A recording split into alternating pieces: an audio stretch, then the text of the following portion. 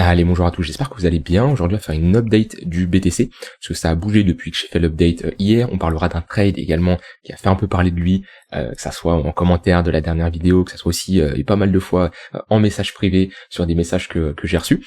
On verra également certaines altcoins, Ether, voilà, une analyse assez globale. Vous savez quoi, on va parler de ce trade là que j'ai pris hier, qui a fait réagir quand même du monde, hein, j'ai ma petite audience à mon échelle bien entendu, mais alors, il y en a qui vont me dire oui mais tu te concentres que sur les commentaires négatifs qui représentent 1%, c'est vrai, et je reçois énormément de commentaires positifs, que ça soit sur mes analyses, que ça soit sur voilà des trades que j'ai montrés, sur ma façon de penser, etc. Et je vous remercie énormément pour les retours que vous me faites, ça me fait extrêmement plaisir et c'est ce qui me motive à continuer à partager de la valeur et à former ceux qui ont la bonne attitude et qui veulent progresser dans ce milieu. Et je sais que là, je vais m'adresser aux 1% des gens qui sont négatifs, et c'est comme ça, à partir du moment où vous partagez quelque chose, il y aura toujours des gens qui sont négatifs, c'est obligé, et je l'accepte, ça ne m'affecte pas moi personnellement, mais ce qui m'attriste, c'est la mentalité de ces 1%, et parmi ces 1%, je pense que il y a une partie qui c'est difficile de les repêcher, c'est-à-dire que c'est difficile de leur faire changer leur vision, etc. Malheureusement, ça va être compliqué. Par contre, il y a une partie, l'autre moitié, où je pense que malheureusement, ils n'ont pas été formés de la même manière, ils ont eu une approche qui est pas la bonne approche du trading, peut-être via certains influenceurs ou certaines personnes qui malheureusement ont mal mis en avant le trading avec voilà, que ça soit des arnaques, des scams, des gens qui promettent des 100% de réussite, et je pense que ces 0,5%, on peut les faire rejoindre les 99% des gens qui sont plutôt positifs, d'accord? Et voilà, c'est surtout à eux que je vais m'adresser, et également aux 99% qui peuvent bien sûr apprendre des choses. Ce qui est important de comprendre, c'est que quand vous rentrez en position, et comme je suis rentré ici en position, direct, dès que ça a baissé, et dès qu'on a rapidement chuté, hein, en une heure, on a été chercher voilà, les 59 000 $, voire même au plus bas, les 58 000 $, directement j'ai reçu des commentaires. Et ce qu'il faut comprendre, c'est que en trading, la plupart du temps, vous pensez que c'est l'analyse technique qui va vous sauver. C'est l'analyse technique qui va faire que vous allez devenir un trader rentable. Que c'est ça qui va vous faire avoir une bonne stratégie qui va être viable sur le long terme et qui va vous faire générer de l'argent. Et je parle à trader, mais je parle aussi à investisseur. Ça marche aussi, investisseur, c'est globalement un trader sur du plus long terme. Donc il y a d'autres facteurs qui rentrent en compte qu'on ne prend pas dans le trading, mais je parle ici aux deux cas. Ce qu'il faut comprendre, c'est que ce qui va vous faire devenir rentable, c'est surtout une attitude qui est positive, un mindset positif et une bonne psychologie. Et quand je reçois des messages qui me disent ah mais ton trade il est pourri, nanana, je l'ai dit en plus dans la vidéo, je l'ai dit, je prends un trade, mon risque il est maîtrisé, à partir du moment où je rentre, je ne sais pas ce que fait le marché. C'est juste que j'estime que les probabilités sont intéressantes, des probabilités toujours associées à une gestion de risque qui sont intéressantes. Et voilà, à ces 0,5% qui peut-être ont mal été formés, ont mal eu une approche, quand vous prenez vos trades ils partent directement dans votre sens. Parmi vos trades, vous prenez jamais de stop loss, c'est-à-dire que vous avez 100% de taux de réussite. C'est pas possible. Ah oui, il y a des trades qui se passent bien. Et en plus, j'en avais présenté un il y a pas si longtemps que ça. J'avais pris sur Ether, je l'avais montré en vidéo sur YouTube, vous voyez. J'ai pas eu de drawdown. J'ai eu le pullback, c'est parti direct. Et j'ai pas eu de plus-value, de moins-value latente, c'est parti direct dans mon sens. Mais ça arrive, c'est tant mieux, c'est mieux, bien sûr, c'est beau de dire, ah, regardez, ce trade-là, il est magnifique, pixel sur le bottom. Mais ça, c'est pas la réalité, c'est pas tous les trades. Il y en a, mais c'est pas tous les trades. Et faut accepter que quand vous tradez, c'est la vraie réalité. Ici, on est dans la vraie réalité, et ceux qui viennent me découvrir, ceux qui me connaissent, ou ceux qui me connaissent depuis longtemps, vous savez que je suis réel, je suis concret, je monte mes trades, je monte mes positions, je monte ma vision. Et je vous montre un trade perdant à l'heure actuelle. Je pense pas qu'on ait beaucoup sur YouTube à montrer un trade perdant. Je ne pense pas qu'il y en a énormément. Et si comme je dis, hein, si je peux faire comme les autres, qui vous disent, soit ça va monter, ou soit ça va baisser, et puis il va se passer ça, et puis voilà, qui font une analyse assez globale comme ça. Non, moi je prends une direction, parce que j'ai des conditions, et mon but c'est pas de vous apprendre à analyser, mon but c'est de vous apprendre à trader. Alors bien sûr, pour apprendre à trader, il faut apprendre à analyser, mais il y a une différence entre analyser et trader. Un analyste, il va dire, voilà, le marché il fait ça, non. Un trader, il va prendre position. Il va avoir clairement une exécution concrète. Moi, mon but, c'est pas juste que vous soyez des analystes, c'est que vous soyez à côté des traders, d'accord? Et c'est pour ça que, de mon côté, oui, je vais me mouiller, oui, je vais prendre des trades, et oui, j'aurai des trades perdants. Mais je n'ai pas besoin d'avoir 100% de réussite pour être rentable. Et je peux prendre un trade perdant, 2 trades perdants, 3 trades perdants d'affilée. C'est comme ça, ça arrive. Et comme je dis, parmi ces 0,5%, est-ce que tous vos trades, ils partent dans le bon sens? Est-ce que vous prenez jamais de stop loss? Ça m'étonnerait, d'accord? Et même les traders au monde, ils prennent des stop loss. Est-ce que ce trade, s'il est perdant, je dois tout remettre en cause ma stratégie? C'est la fin, je suis un mauvais trader, etc. Absolument pas. Et comme je dis, dézoomer. Je peux prendre un exemple. Est-ce que je l'ai ouvert là sur mon écran d'à côté? Parfait. Voilà. Ça, c'est l'évolution d'un setup que j'ai backtesté. Qui part de 0% et sur 170 trades monte à peu près 60%. Le problème, c'est que vous avez une vision comme ça. Voilà. La plupart, vous avez une vision comme ça. C'est-à-dire, vous allez regarder les périodes mauvaises, d'accord? Alors oui, quand je regarde comme ça, c'est une mauvaise période. On enchaîne des trades perdants, c'est moche. Maintenant, si je dézoome, qu'est-ce qui se passe? Que vous soyez trader court terme, trader moyen terme ou autre, vous devez avoir une vision long terme. Et 1 trade, 5 trades, 10 trades, 30 trades, ça veut rien dire. Par contre, quand on commence à avoir un échantillon beaucoup plus important, 100 trades, 150 trades ou plus, là, on a une part de chance qui est enlevée et c'est là où on peut vraiment tirer des résultats. Donc comme je dis, un trade, ça veut rien dire. D'accord? Ça, c'est vraiment important que je m'exprime aux 99%, aux 0,5% qui, je l'espère, après ce genre de message, vont avoir une attitude beaucoup plus positive et peut-être que je parlerai ici la prochaine fois à 99,5%, je l'espère, c'est comme ça que vous devez raisonner, d'accord? Comme je dis, le trading, il n'y a pas de stratégie à 100% de réussite. Et cette stratégie-là, je n'ai pas 100% de réussite, j'ai 43% de réussite, sauf que j'ai un risk-reward qui est intéressant et qui me permet d'avoir ici un retour qui est positif sur ce setup-là. Maintenant, comme je dis, le problème, c'est que vous avez peut-être été mal formé, vous avez été mal informé, que ça soit sur les réseaux sociaux, des gens que vous avez suivis, c'est pas spécialement de votre faute. Malheureusement, il y a des gens qui sont mal intentionnés, qui vous apprennent pas à vraiment trader, ils vous apprennent ils vous apprendraient en fait, ils vous arnaquent avec de l'affiliation, du copy training, etc. C'est comme ça. Mais ici, voilà, c'est la vraie vie. Alors, parmi, comme je dis, ces 0,5%, il y a de grandes chances que malheureusement vous n'ayez pas été formé au bon endroit, mais voilà, le trading c'est comme ça. Le trading c'est avoir un trade perdant, c'est avoir une exécution qui est bonne, mais le trade il part directement à l'opposé, c'est tout à fait possible. Est-ce que c'est pour ça que c'est la fin? Est-ce que c'est pour ça que ça y est, je ne pourrai plus gagner de trade? Absolument pas. Et on ne juge jamais le résultat d'un trade. Moi j'ai des gens sur mon message privé qui me partagent leurs trades, qui me partagent leurs analyses, ils ont un trade perdant. Je leur dis pas, ah oui, t'es mauvais, si ton trade est perdant, c'est que t'as pris un mauvais trade. Absolument pas. Il y a toujours un facteur chance dans un trade. C'est comme jouer à pile ou face. Vous avez une chance sur 2. Par contre, sur du long terme, là, quand vous avez beaucoup plus d'échantillons, là, c'est beaucoup plus, il y a le taux de réussite, là, il montre vraiment ce qu'il montre, d'accord? C'est pas un trade, 2 trades. On peut faire, par exemple, je reviens à pile ou face, on peut faire 5-6 piles d'affilée. C'est possible. Par contre, sur 100 000, 200 000 lancés, il y a peu de chances que il y a 100% de piles. On va plutôt se rapprocher des 50%, d'accord? Parce que plus l'échantillon est grand, plus on a plus on peut prendre du recul. C'est comme ça. C'est les probabilités, c'est comme ça ça fonctionne. Donc voilà, malheureusement, le trade est en cours et est perdant pour le moment. Je ne suis pas sorti de position parce que ma zone d'invalidation, allez, si on clôture en dessous des 50 000, des 56 000 $, et ce trade va peut-être se clôturer demain après-demain. Peut-être ce trade va durer des mois. J'en ai aucune idée. À partir du moment où j'ai défini ma gestion de risque, je suis rentré en position. Maintenant, je patiente. Et si ce trade il est perdant, je passerai à autre chose. Ce qui, vraiment, c'est important ce que je dis. Si vous vous focalisez sur l'analyse technique et vous pensez que c'est à cause de ça que vous n'avez pas les résultats que souhaitez, tout simplement, c'est pas ça. C'est possible pour certains cas, mais c'est rare. La plupart du temps, c'est soit une mauvaise psychologie avec une attitude qui n'est pas la bonne, la mauvaise approche du trading, ou soit un money management, une gestion de risque qui n'est pas bonne. Mais la plupart du temps, ça vient surtout de la psychologie.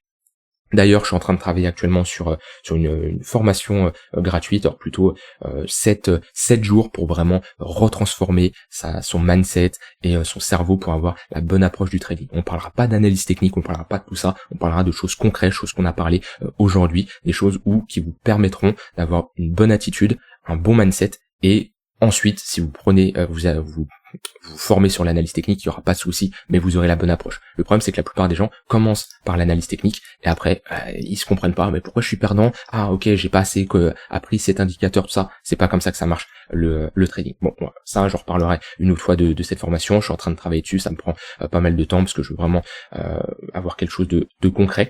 Mais je vous en reparlerai dans les prochaines semaines sûrement. Donc voilà, ce trade qui est toujours en cours. Maintenant, on va commencer l'analyse technique. Je préfère parler de ce côté mindset. Comme je dis, peut-être vous allez vous dire, oui, tu te concentres que sur une minorité de personnes qui t'ont critiqué et tout. Moi, on peut me critiquer, il n'y a aucun souci. quelqu'un il peut me faire un pavé, je lis tous vos commentaires, je lis tous vos messages, là-dessus il n'y a aucun souci. C'est juste que, comme je dis, ce qui me rend triste, c'est ces 0,5% où sûrement ils n'ont pas eu la chance de bien se former au début, ils sont pas tombés sur les bonnes personnes, et malheureusement ils ont une mentalité qui n'auront sûrement plus dans les prochaines semaines, prochains mois, s'ils sont bien orientés. Et il y a 0,5%, il y a toujours des gens négatifs qui sont là à critiquer, peu importe ce qui se passe, il y aura ça sera comme ça, eux je préfère les ignorer. Maintenant, en espérant actuellement me concentrer aux 99,5% qui ont une bonne attitude et une bonne approche. On a réintégré. En général, quand on réintègre comme ça, on a de grandes chances d'aller rechercher la borne basse. Donc globalement, on est rapidement allé chercher cette borne basse. Et on a notre clôture monthly qui arrive bientôt. Au niveau des 60 500 $, ça serait bien de clôturer au-dessus. Parce que on était globalement dans une compression. Et là, si je me mets en clôture, là on aurait une structure de top, alors qui est dessinée uniquement en clôture de bougie, mais c'est pas le genre de clôture que j'aime voir en général. Donc on va attendre, la clôture est dans 3 jours et 8 heures. Ça serait bien de clôturer au-dessus de ce niveau-là. Donc voilà, maintenant en daily, on a la réintégration, comme je le dis, d'un range. On est repassé en dessous des moyennes mobiles sur du court terme. On est toujours dans le tunnel daily, mais on a perdu le tunnel 15 minutes, on a perdu le tunnel 1 heure. On est sous le 4 heures. Donc on a des moyennes mobiles qui sont orientées à la baisse. Est-ce que c'est maintenant que je vais short? Si je voulais short, c'était au niveau que je vous l'avais montré, les 64 000 $. C'était le seul endroit où c'était possible de short. C'était ici. J'ai pas eu les conditions, j'ai pas eu les setups, ça ne m'intéressait pas. Maintenant c'était le seul endroit. Je ne vais pas short à ce niveau-là, alors qu'entre temps on a pris un moins 10%. Absolument pas. Donc pour le moment on est plutôt dans une zone où on peut chercher des achats.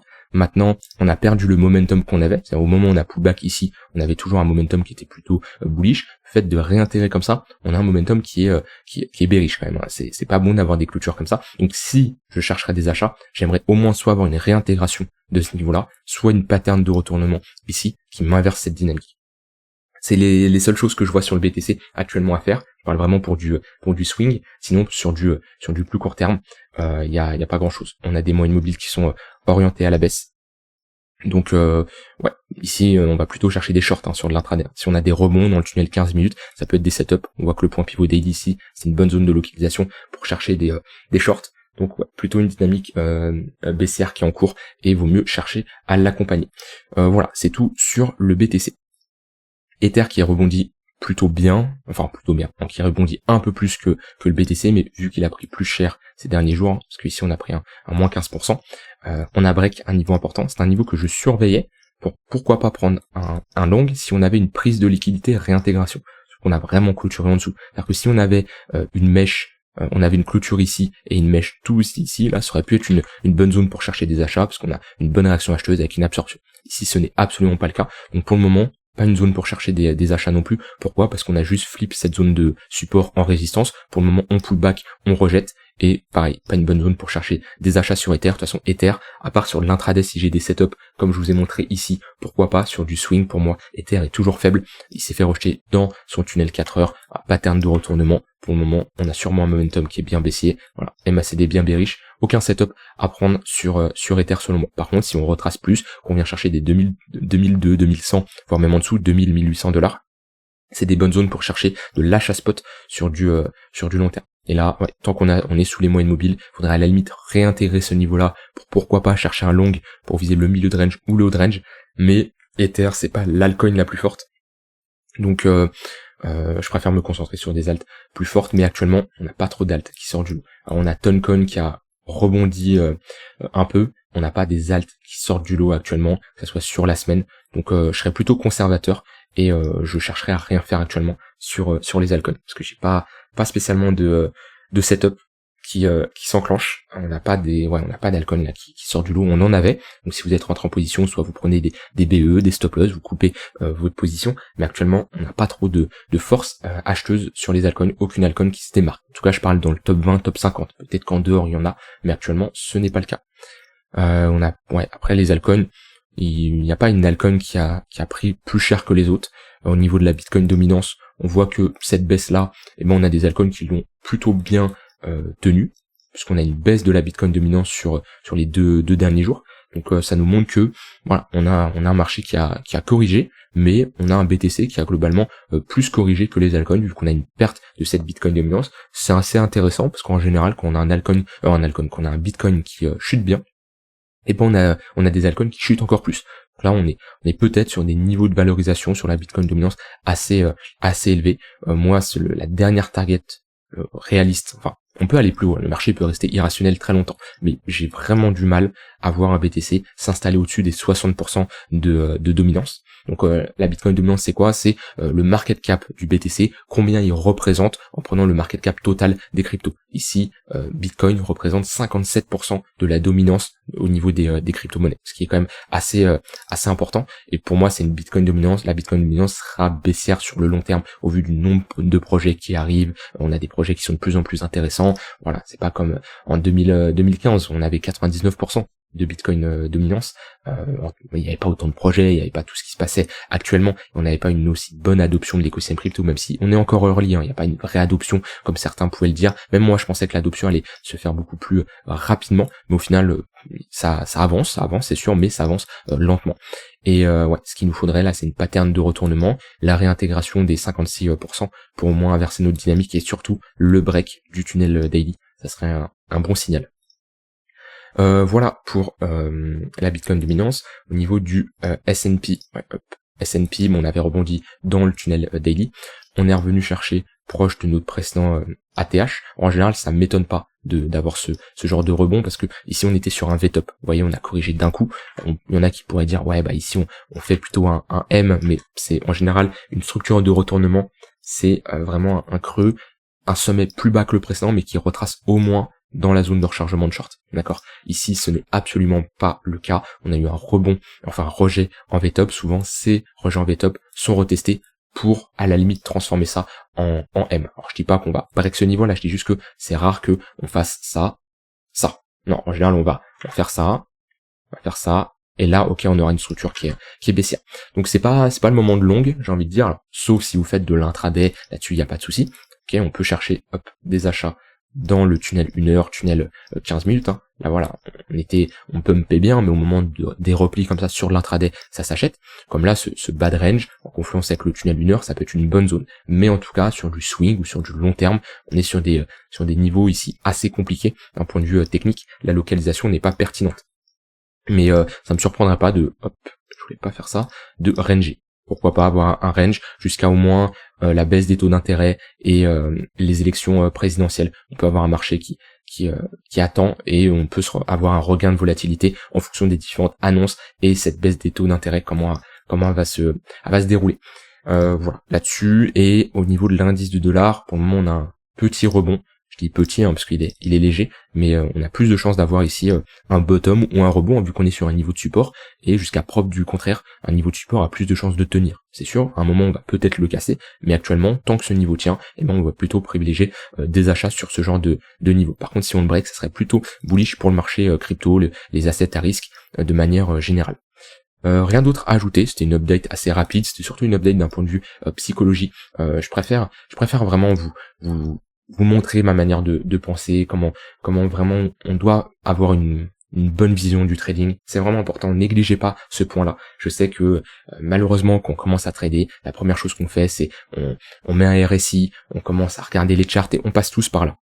Sauf qu'on se rend compte que, enfin moi je m'en suis rendu compte que c'est pas la meilleure manière de commencer. Le problème c'est dur à quelqu'un de commencer à lui parler de psycho, de money management, il va dire ah non laisse-moi, je vais aller sur les charts. Et voilà. Et c'est pour ça que maintenant, peut-être vous avez de l'expérience, ça fait des mois, voire des années que vous tradez, que vous soyez rentable ou pas, vous vous rendez compte que l'analyse technique c'est bien, mais votre attitude, votre psychologie, votre discipline, votre gestion de risque, c'est beaucoup plus important que l'analyse technique. Et c'est ce que je voulais vous faire passer à travers mon message et à travers ce trade, suite au message sur ce trade-là. Donc voilà, en tout cas, comme je dis, je me suis adressé à une minorité. Je remercie les 99% qui m'envoient toujours de la force, ça soit en message privé, dans les commentaires et tout. Ça me fait super plaisir. Donc voilà, rien d'autre à ajouter. Je vous souhaite une très bonne fin de journée et je vous dis à demain pour une prochaine vidéo. Bye bye.